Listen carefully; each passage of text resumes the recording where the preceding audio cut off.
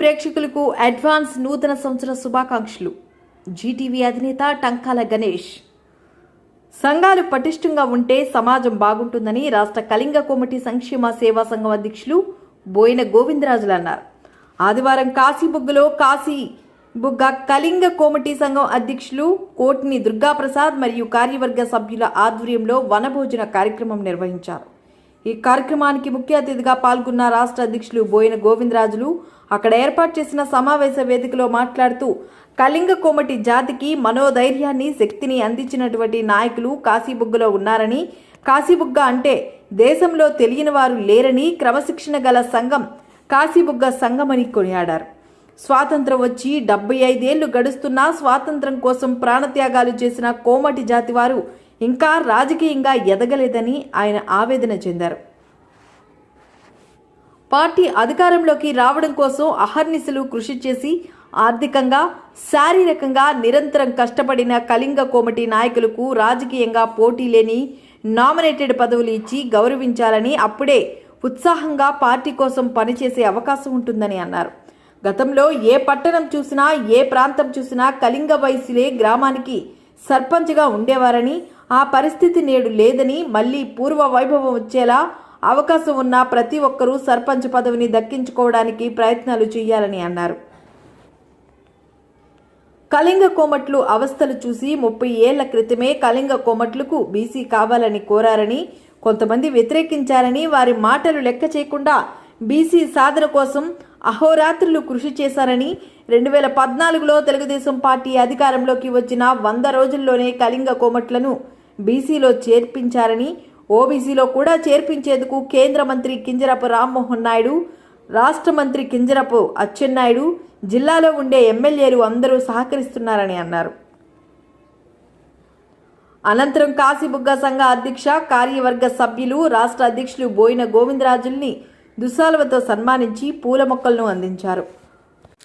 అలాగే నర్సన్నపేట వైశ్య సంఘం అధ్యక్షులు ఉన్న వెంకటేశ్వరరావు, కార్యదర్శి జామి వెంకట్రావు, జిల్లా అధ్యక్షులు Tangudu Jogarao, PRO Potnuru Prithviraj, media coordinator Varanasi Bujji, ఉపాధ్యక్షులు వైసిరాజు కేశవరాజు, కోశాధికారి పొట్నూరు రమేష్, శ్రీకాకుళం నగర కళింగ కోమటి వర్కింగ్ ప్రెసిడెంట్ కోరాడ రమేష్, కోటబొమ్మాలి వైశ్య సంఘం ఉపాధ్యక్షులు లాడి చిన్నబాబులను సాల్వాలతో సన్మానించి పూల మొక్కలను అందించారు. ఈ కార్యక్రమంలో వేలాది మంది కళింగ కోమట్లు హాజరయ్యారు. ఉదయం టిఫిన్ నుంచి సాయంత్రం స్నాక్స్ వరకు ఎవరికీ ఎటువంటి ఇబ్బందులు తలెత్తకుండా కాశీబుగ్గ సంఘం సభ్యులు పక్కా ఏర్పాట్లు చేశారు. యువతను ఉత్సాహపరిచేందుకు డాన్స్ ప్రోగ్రామ్స్ ఏర్పాటు చేసి ఉదయం నుంచి సాయంత్రం వరకు డాన్సులతో అదరగొట్టారు. ఈ పిక్నిక్లో బంపర్ డ్రాలు, గేమ్స్ వంటి కార్యక్రమాల్లో గెలుపొందిన వారికి రాష్ట్ర అధ్యక్షులు బోయిన గోవిందరాజుల చేతుల మీదుగా బహుమతులు అందజేశారు. మా ఆహ్వానాన్ని మన్నించి ఈ పిక్నిక్కు విచ్చేసిన కళింగ వైశ్య కుటుంబ సభ్యులకు పేరు పేరున కృతజ్ఞతలు, ధన్యవాదాలు కాశీబుగ్గ సంఘం అధ్యక్ష, కార్యవర్గ సభ్యులు జీటీవీ ద్వారా తెలియజేశారు. సంఘాలు పటిష్టంగా ఉంటే మనకి సమాజం బాగుంటుంది. కాబట్టి మీరందరూ ఎన్నుకోబడినటువంటి సంఘ ప్రతినిధులందరూ ఇక్కడ ఉన్నారు. మరి కాశీబుగ్గ సంఘం అంటే ఒక ప్రత్యేకత. కాశీబుగ్గ అంటే కోమటికి గత రోజులకు వెళ్తే మనోధైర్యాన్ని, శక్తిని ఇచ్చేటటువంటి నాయకులు ఇక్కడ ఉద్భవించినటువంటి గడ్డ. వారు మంచివారా, చెడ్డవారా, మంచి పనులు చేశారా, చెడ్డ పనులు చేశారా అనేది కాదు. ఒక ధైర్యానికి, సాహసానికి రూపకల్పన చేసినటువంటి పెద్దలు ఈ గ్రామంలో ఉండేవారు. ఇవి జంట పట్టణాలు, కాశీబుగ్గ, పలాస. ఈవేళ సోంపేట ఉంది, నర్సనపేట ఉంది, టెక్కలు ఉంది. ఇలాగా అనేక పెద్ద పట్టణాలు సంఘాలు పటిష్టంగా ఉండి, శ్రీకాకుళం పట్టణం సంఘాలు పటిష్టంగా ఉండి సంఘసేవ చేసేటటువంటి పెద్దలు అనేక మంది ఉండేవారు. కానీ ఇప్పుడున్నటువంటి సంఘాలు, ఇప్పుడున్నటువంటి చైతన్యం గతంలో లేవు. అప్పుడు సంఘాలు ఉండేవి, కానీ మన జాతిలో ఈ వరకు చైతన్యం ఏర్పడింది. మన జాతి పిలిపిస్తే గత 20 సంవత్సరాల క్రితమే శ్రీకాకుళం పట్టణంలో మనం సాధించుకోవడానికి, బీసీ సాధించుకోవడానికి 1,00,000 మంది జనాభాతో శ్రీకాకుళం నడిబడిన మేము మీటింగ్ పెట్టి ర్యాలీ పెడితే జనాలు వస్తారో రారో అనుకున్న రోజుల్లో సుమారు 75,000 నుంచి 1,00,000 జనాభా వచ్చారు. ఎక్కడెక్కడి నుంచో వచ్చారు. అంటే మనలో అంత మనం ఆవేదన కలిగి ఉన్నటువంటి ఆ రోజు కాబట్టి ఆ వేదిక ద్వారానే మనం పిలుపునిచ్చి విత్తనం వేసి 30 సంవత్సరాల క్రితం విత్తనం వేసి మొక్కలు పెంచి పళ్ళు కాయించి ఆ ఫలాన్ని తెలుగుదేశం ప్రభుత్వం ద్వారా కిందిరాపు కుటుంబం ద్వారా మీ గౌతి శివాజీ గారు వాళ్ళ తాలూకా కుటుంబ సభ్యుల తాలూకా సహకారంతో జిల్లాలో ఉండే ఎమ్మెల్యేల సహకారంతో చంద్రబాబు గారి నాయకత్వంలో 2014 ఎన్నికల ముందు మనం పోరాట పటిమను చూపించాం. కాబట్టి చంద్రబాబు నాయుడు గారు మీటింగ్ లో మాట్లాడి మేము అధికారంలోకి వస్తే మీకు 100 దినాల్లో మీకు బీసీ చేస్తామని మాట ఇచ్చారు. ఆ బీసీ ఎందుకు కోరడం జరిగింది? మన మహిళల్లో ఎంతమంది ఉన్నారు ఇక్కడ, ఎంతమందో ఇక్కడ ఉన్నారు. బీసీ అంటే దాని ఫలాలు ఏంటి అనేది మనకు తెలియదు. ఇప్పుడు అనుభవిస్తున్నప్పుడు ఆ ఫలాల గురించి మనకు కొంతవరకు తెలిసింది. ఇంకా పూర్తి స్థాయిలో మనం అనుభవిస్తే ఆ ఫలాల గురించి విలువలు తెలిస్తే రేపు ఓబీసీ సాధించుకోవడానికి 4 లక్షల మంది వస్తే రేపు 2 లక్షల మంది అవసరమైతే శ్రీకాకుళంలో పిలిపిస్తే వచ్చే పరిస్థితి నెలకొన్నది అని చెప్పి సందర్భంగా మీకు తెలియజేస్తాం. ఆ రోజు బీసీ అడిగినప్పుడు మన కులంలోనే కొందరు వ్యక్తులు మనకు బీసీ ఎందుకు అన్నారు. నేనే ఇదే విధంగా ఆ రోజు నా కింద కూర్చున్నాను. 30 సంవత్సరాల క్రితం మీటింగ్ జరుగుతుంది. కింద సత్యానంద గారు మన రాష్ట్ర సంఘ అధ్యక్షుడు, ఆయన అధ్యక్షతన మీటింగ్ జరుగుతుంటే నేను ఒకసారి మాట్లాడతానని అడిగి పైకి తీసుకున్నాను కింద నుండి కూర్చొని. నేను అప్పటికే కోటబొమ్మాలి ప్రెసిడెంట్ గా ఉన్నాను. అయినా సరే ఆ స్థానం నాకు ప్రెసిడెంట్ గా ఉన్నాను. ఆ స్థానం వేదిక మీద లేదు. నేను కింద వరుసలో ఫస్ట్ సీట్ లో కూర్చున్న అర్హత నాకు. అక్కడి నుంచి మాట్లాడతానని తీసుకొని బీసీ మనకు కావాలి, ఆ బీసీ కోసం నేను అన్ని ఖర్చులు పెట్టుకుంటాను, నా వెనకతో ఇతర మనుషులకి ఇవ్వండి, మనం బీసీ సాధించుకుంటే మన పిల్లలకి భవిష్యత్తు బాగుంటుందని ఆ వేదిక మీద నేను మాట్లాడడం జరిగింది. ఇప్పటికీ బతికున్నాడు బలాటో నెహ్రూ గారు, ఎండీ గారు. ఆయన వేదికలో అక్కడ 10వ వరుసలో 11వ వరుసలో కూర్చున్నాడు. ఆ రోజు మనకెందుకు బీసీ అని వ్యతిరేకించాడు. వ్యతిరేకిస్తే నేను చెప్పాను, సోదరా బీసీ గురించి నువ్వు వ్యతిరేకిస్తున్నావు డాక్టర్ గారు, అది కాదు. ఒక్కసారి నాతో రండి, పల్లి గ్రామాలు పోదాం, 2-3 కుటుంబాల్లో ఉన్నటువంటి గ్రామాలు మనం వెళ్దాం. మన ఆర్థిక సహకారం తీసుకొని అక్కడ ప్రజలు జీవనం సాగిస్తున్నారు. వాళ్ళ దగ్గర డబ్బు లేకపోయినా సరే కాశీబుగ్గరాటి పట్టణానికి వచ్చి అక్కడ 1-2 లక్షలు అప్పు తీసుకెళ్లి అక్కడ మన రైతాంగానికి అప్పు ఇచ్చి వాళ్ళ సరుకులన్నీ కూడా మనం తీసుకొని అక్కడ ఎంత రైతాంగం అయితే పెద్ద రైతు 100 ఎకరాల రైతు అయినా సరే వాడికి అర్ధరాత్రి అవసరం వస్తే 1000 రూపాయలు కావాలన్నా 10,000 కావాలన్నా ఆ కౌంటరే ఇవ్వాలి. ఆ కౌంటర్ దగ్గరికి వెళ్తేనే డబ్బు ఉండేది. బ్యాంకులు నేషనలైజేషన్ అవ్వలేదు. 1975లో మనకు బ్యాంకులు నేషనలైజేషన్ ఇందిరాగాంధీ చేశారు. అంతవరకు రైతులకు ఎక్కడా కూడాను ప్రజలకు రుణాలు ఎక్కడ బ్యాంకుల్లో దొరికేవి కాదు. ఎక్కడో ప్రైవేట్ వ్యక్తుల అప్పులాటమే తప్పించి బ్యాంకులు రుణాలు ఇచ్చేవి కావు. ఇందిరాగాంధీ గారు జాతీయం చేసిన తర్వాతనే అందరికీ రుణాలు వచ్చాయి. అంతకుముందు బ్యాంకు రావడంటే కౌంటోడే బ్యాంకు. అటువంటి కౌంటోడికి విలువ లేకుండా మానవ ప్రాణాలకి ఒక ధైర్య సాహసాలు లేనటువంటి పరిస్థితులు, మానవ ప్రాణాలను హరించేటటువంటి పరిస్థితులు కూడా ఆ రోజు నెలకొన్నాయి. నువ్వు రా, వస్తే నేను చూపిస్తానని చెప్పి ఆ రోజున ఆయన తీసుకెళ్లి చూపించడం జరుగుతుంది. అంటే అప్పుడు సైలెంట్ గా కూర్చున్నాడు. అప్పుడు పెద్దలందరూ వేదిక మీద ఉన్నారు. ఏం చేయాలి గోవిందరాజు గారు అని అడిగారు. నాకేమక్కర్లేదు, నాకు చదువు రాదు. అప్పుడు కలెక్టర్లు కానీ ఎస్పీలు కానీ ఇంగ్లీష్ లో మాట్లాడితే తప్పించి డాక్టింగ్ ఇంగ్లీష్ లో ఉండాలి, తెలుగులో ఉంటే పనికిరాదు. అప్పుడు నాకు 2 పెద్దలకు ఇవ్వండి, ఈ కార్యక్రమం మొదలెడతాను, నేనే అన్ని భరించుకుంటానని చెప్తే అప్పుడు 2 పెద్దలు మీరే కోరుకోండి అన్నారు. అప్పుడు నర్సనపేట ప్రెసిడెంట్ గారు టెంకాల బాజీ గారికి ఒకరికి, బలాటం గోవిందరావు గారని మన లెక్చరర్ గారు, ఆయనకు ఒకరికి 2 కోరుకొని మీ అందరి పెద్ద వేదిక మీద ఉన్న పెద్దలు, సంఘ పెద్దలు, ప్రజల సహకారం తీసుకొని పోరాటం చేసి చరణ్నాయుడు గారితో నాకు ఉన్న అనుబంధానికి ఒక రూపకల్పన చేసి ధర్మాన ప్రసాద్ రావు గారు ఇద్దాం అనుకున్నారు. కానీ వాళ్ళు చేయలేకపోయారు. కృపారాణి గారు ఇద్దాం అనుకున్నారు, చేయలేకపోయారు. కానీ తెలుగుదేశం అధికారం వచ్చిన తర్వాత కిందిరాబు గారి కుటుంబం అందరి సహకారం తీసుకొని చంద్రబాబు గారితో చెప్పి ఒప్పించి 100 రోజులు ఇచ్చారు. అది కూడా రాష్ట్రం మొత్తం మీద ఇచ్చారా? ఇవ్వలేకపోయారు. ఆ వేదికలో తీసుకోకపోతే వీళ్ళని పరిస్థితి 3 జిల్లాలకి తీసుకున్నాం, ఉత్తరాంధ్ర జిల్లాలకి మనం తీసుకున్నాం. ఇవాళ రాష్ట్రం మొత్తం మీద బీసీ రావడం లేదు. జగన్నాయుడు గారికి నాకు ఉన్నటువంటి సాన్నిధ్యానికి ఒక రూపకల్పన చేసి, ఒక పగడబందీ కార్యక్రమం రూపకల్పన చేసి మనము సాధించగలిసాం. సాధించిన వెంటనే అక్కడితో ఆగామా? ఆగలేదు. రామ్మోహన్ నాయుడు గారు ఎంపీగా అయ్యారు. ఆయన కోరాం, నాన్నగారు బీసీ చేయించారు, బీసీ పునాది వేశారు, నువ్వు ఓబీసీ ఇవ్వాలి బాబు అని చెప్పేసి ఆ రోజున కోరడం జరిగింది.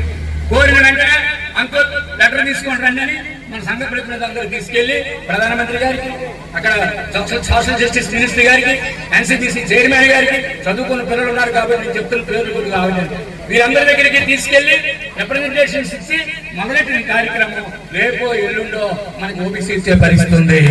దానికి తెలుగుదేశం ప్రభుత్వం ఈవేళ కేంద్ర ప్రభుత్వం ఎన్డీఏ ప్రభుత్వం ఉంది కాబట్టి, రామ్మోహన్ నాయుడు గారి పాత్ర అమోఘమైనటువంటి పాత్ర గారి దేశంలో ఉంది కాబట్టి, అచ్చెన్నాయుడు గారు చంద్రబాబు నాయుడు గారి సహకారం ఉంది కాబట్టి, మన జిల్లా నాయకుల సహకారం ఉంది కాబట్టి సాధిస్తామనేటువంటి నమ్మకం విశ్వాసం ఉంది.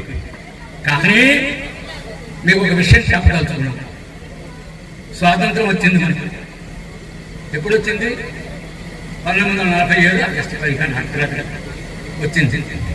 స్వాతంత్ర ఫలాలు మనకు వచ్చాయా? స్వాతంత్ర ఫలాలు ఎవరికైనా పేదవాడికి అందాయా? గత తెలుగుదేశం ప్రభుత్వం అధికారం వచ్చినంత వరకు కూడా ఎవరికైనా ఒక కార్డు ఉందా? ఒక పెన్షన్ ఉందా? ఒక ఇల్లు ఇచ్చారా? ఒక లోన్ ఇచ్చారా? స్వాతంత్ర ఫలాలు ఎప్పుడైనా మనకు వచ్చాయా?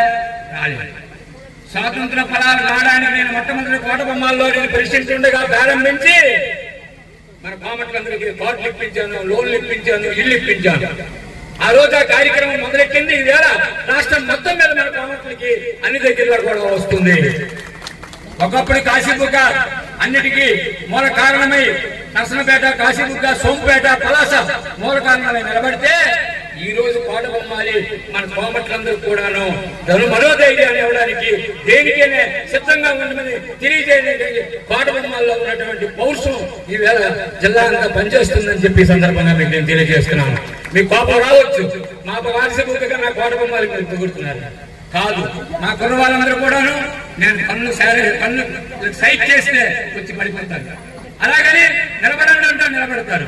అంత గౌరవం నాకు ఇస్తున్నారంటే మన తాలూకా పాలన విధంగా ఉండవలసినటువంటి అవసరం ఉంది. నిస్వార్థంగా మనం పరిపాలించవలసినటువంటి అవసరం ఉంది. నేను ఆ మాట ఎందుకు చెప్పానంటే మీరు కూడా అంత ధైర్యంగా ఉండాలి. దుర్గాప్రసాద్ గారు ఉన్నారు. ఈవేళ సమస్య వచ్చింది మీ గ్రామం నుంచి. ఎంతో చక్కగా మీ సంఘం ఆ కార్యక్రమాన్ని నెరవేర్చడానికి ఏం జరుగుతుందో జరుగుతుంది. ప్రయత్నం చేస్తున్నారు. రాష్ట్ర సంఘంతో జిల్లా సంఘంతో కలిసి వస్తున్నారు. మాకు మంచి చెప్తున్నారు, మేము వాళ్ళకి మంచి చెప్తున్నాం. ఏది మంచి ఏది చెడు అనేది ఆలోచించే నిర్ణయాలు తీసుకుంటాం. ఎవరికి ఇబ్బంది పెడతాం, నిర్ణయాలు తీసుకొని ముందుకెళ్తామనే సందర్భంగా తెలియజేస్తున్నాం. అయితే ఆ స్వతంత్ర పదాలు మనకు రావాలి అంటే మనకు చట్టసభలో స్థానం రావాలి. చట్టసభల్లో స్థానం వస్తేనే మనం ఏదైనా మన సమస్య చెప్పుకోవడానికి, మన సమస్య ఎక్కడైనా చెప్పాలంటే చట్టసభలో చెప్పాలి. చట్టసభలో చెప్పాలంటే మనకు ప్రాతినిధ్యం కావాలా. 1962లో అందవరపు కవిటి గారు శాసనసభ్యుడు అయిన తర్వాత ఈ వేళ వరకు ఆ అవకాశం మనకి రాలేదు. ఒకసారి వరం గారికి ఎమ్మెల్యే టికెట్ ఇచ్చారు, గెలవలేకపోయారు. ఎమ్మెల్సీ టికెట్ ఇచ్చారు చంద్ర బాబు గారికి, గెలవలేకపోయారు. కాబట్టి ప్రభుత్వం నామినేట్ చేసి మనకు చట్టసభల్లో స్థానాన్ని కల్పించవలసినటువంటి అవసరం ఎంతైనా ఉందని సభ ద్వారా, కాశీబుగ్గ సభ ద్వారా మేము విన్నవిస్తున్నాం. అయితే మేము ప్రభుత్వానికి వ్యతిరేకత కాదు. మేము తెలుగు మీరు ఇచ్చినా ఇవ్వకపోయినా తెలుగుదేశం ప్రభుత్వం చేస్తున్న ఘన కార్యక్రమాలకి మాకు బీసీ చేశారు, ఓబీసీ చేస్తారు. మా సమాజం అన్నట్టే ఉంటుంది. మా సమాజం ఉన్నది అని అంటే మా సమాజం ఒక్కొక్కడిది ఒక 1000 ఓట్లు. ఎందుకంటే మన నిరంతరం మన వ్యాపార స్థలాల దగ్గరికి ప్రతి ఒక్క పౌరుడు మన దగ్గరికి వచ్చి రోజుకి 100-200 మంది మనకు కలుస్తారు. వాళ్ళ పొలాలను మార్చే శక్తి మనకు ఉంది. భగవంతుడు మనకు తెలివితేటలు ఇచ్చాడు. ధనం అందరికీ ఇవ్వకపోయినా ప్రతి ఒక్కరికి మించిన తెలివితేటలు ఇంకొకటి మన పొలంలో ఇచ్చాడు. కాబట్టి మనం ఐకమత్యంగా ఉండాలి. మనం సాధించుకోవాల్సిన కార్యక్రమాలు చాలా ఉన్నాయి. వాటన్నిటి కోసం మనం కృషి చేయవలసిన అవసరం ఉంది. ఈవేళ సంఘాలు పటిష్టంగా పనిచేస్తున్నాయి. మేము సంఘాలతో చేసినప్పుడు ఒక్కటి మనలో లోపం ఉంది. మన సంఘాలకు ఆర్థిక పరిపుష్టి కూడా కల్పించవలసినటువంటి అవసరం ఉంది. ఆర్థిక పరిపుష్టి కల్పించడానికి గతంలో కాశీబుగ్గ కానీ, సోంపేట కానీ వివాహాలు జరిగినప్పుడు కట్నాలు తీసుకుండేవారు. కాబట్టి ఆ రోజు ఏదో ఒక పర్సెంటేజ్ ధనం ఇచ్చేవారు. ఆ ధనం నిల్వలు ఉన్నాయి. ఆ ధనం నిల్వ నుంచి వచ్చే వడ్డీతో కార్యక్రమాలు చేస్తున్నారు. ఈ రోజు అటువంటి పరిస్థితులు లేవు. ఎవరు కట్నం ఎంత ఇస్తున్నారో, ఎవరు ఎంత ఇవ్వట్లేదో, తిరిగిస్తున్నారో ఏమి తెలియని పరిస్థితులు ఉన్నాయి. ఇవాళ అమ్మాయిలకు తిరిగిచ్చి పెళ్లి చేసుకునే పరిస్థితులు కూడా వచ్చాయి. కాబట్టి ఆ సిస్టమ్ పోయింది. మనందరం కూడా ఇటువంటి కార్యక్రమాలు చేసినప్పుడు కూడాను వెనుకంజ వేస్తున్నాం. నేను ఎందుకు ఇవ్వాలి 1000 రూపాయలు, నేను 200 ఇస్తే చాలనుకున్నాం. ఇవాళ మనం భోజనం చేసాం. ఈ కార్యక్రమాలు ఏర్పాటుకి ఒక మనిషికి 500 రూపాయలు మినిమం పడతారు.